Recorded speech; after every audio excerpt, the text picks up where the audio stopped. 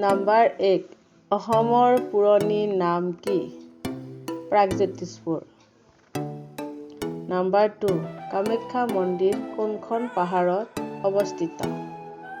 নীলাচল পাহাৰত। নাম্বাৰ 3 প্ৰথম অসম সাহিত্য সভা ক'ত অনুষ্ঠিত হৈছিল? শিৱসাগৰ জিলাত।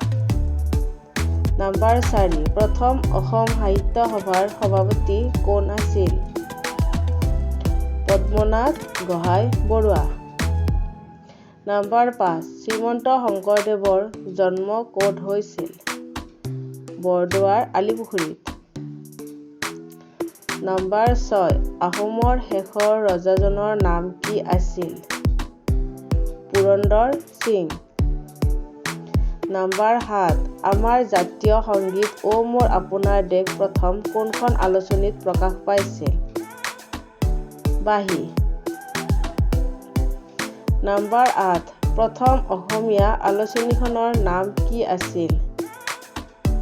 অৰুণোদয়। নাম্বাৰ 9 অসমৰ কোনখন জিলাত এছিয়াৰ ভিতৰত সৰ্বাধিক শুকান মাছৰ বজাৰ হয়?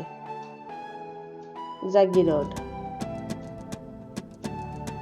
নাম্বাৰ 10 নামঘোষা কোনে লিখিছিল? মাধৱদেৱে। ভিডিঅ'টো যদি চাই ভাল লাগিছে তেনেহ'লে লাইক এটা কৰিব আৰু নতুনকৈ আহিছে যদি চেনেলটো ছাবস্ক্ৰাইব কৰিব। ধন্যবাদ।